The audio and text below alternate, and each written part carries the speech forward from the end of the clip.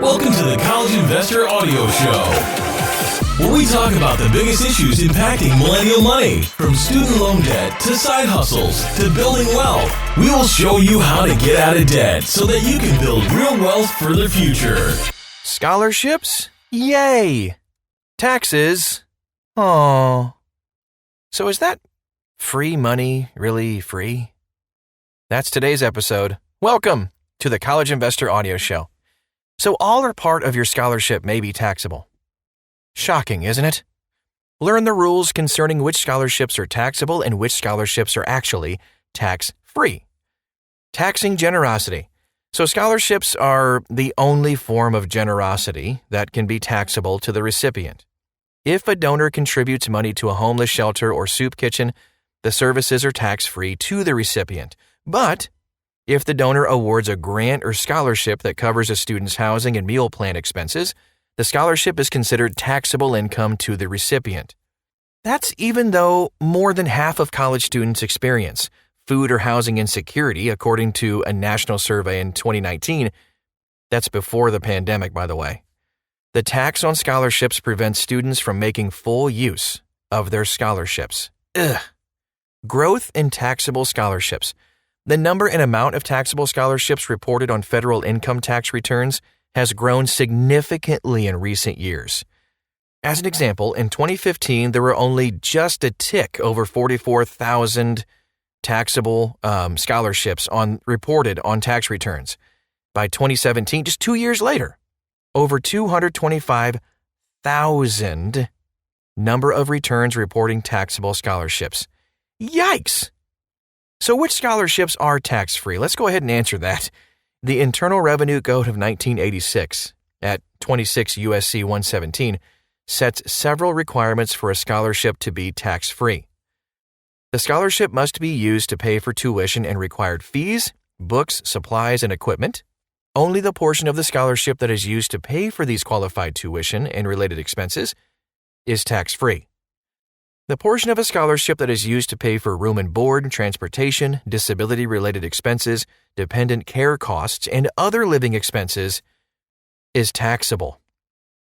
This includes amounts that are earmarked for living expenses, such as a living stipend, even if the recipient uses the scholarship to pay for qualified tuition and related expenses. If a scholarship is considered a fee for services, like an employee benefit, the entire amount of the scholarship is taxable. A scholarship is considered fee for services if the services are required as a condition of receiving the scholarship. I hope that sentence wasn't confusing. But there are, however, exceptions for graduate teaching and research assistantships and certain federal health professions scholarships. If an educational institution provides a tuition waiver or tuition reduction to its faculty and staff, it's tax-free if this benefit is provided on substantially the same basis to all members of a group of employees. The group of employees must not discriminate in favor of officers, owners, and highly compensated employees. The student must be pursuing a degree or certificate at an accredited educational institution. Otherwise, the entire amount of the scholarship is taxable. These rules apply to all types of scholarships and grants, including private scholarships, athletic scholarships, Pell Grants, and Fulbright grants. Veterans' education benefits, however, are tax-free. Emergency financial aid grants made under the CARES Act in connection with the COVID-19 pandemic, also tax-free. Phew! Even if it's used for living expenses. This provision is limited to qualified disaster relief payments for the duration of the pandemic. It does not apply to other scholarships which remain taxable. Keep that in mind. Here's how to report a taxable scholarship. So, if you have a taxable scholarship or grant, fellowship and tuition waivers during the tax year are required to report the taxable portion on their federal income tax returns. The taxable amount of the scholarship should be reported on line 1 of IRS Form 1040. If the taxable amount of the scholarship was not reported on IRS Form W-2, write SCH and the taxable amount on the dotted line next to line 1. You can see this article, by the way, to walk you through. I know it's confusing in a podcast. It's at thecollegeinvestor.com. Now, here are some workarounds for the tax treatment of scholarships. Scholarship providers have started exploring some ways to award scholarships that reduce the tax impact. Thank you, scholarship providers. These include awarding the scholarship as a contribution to the student's 529 college savings plan or through student loan forgiveness.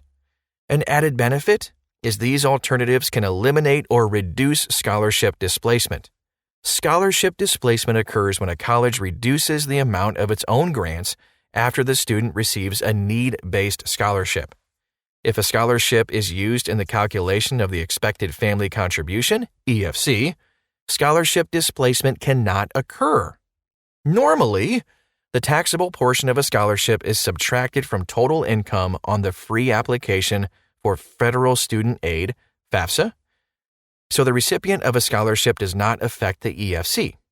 However, if a scholarship is awarded as a contribution to the student's 529 college savings plan, which is reported as an asset on the FAFSA, it does have a small impact on the EFC, increasing it by up to 5.64% of the amount of the scholarship. Similarly, if a scholarship is awarded through student loan forgiveness after the student graduates, it does not affect the student's eligibility for need-based financial aid. That is our show for today.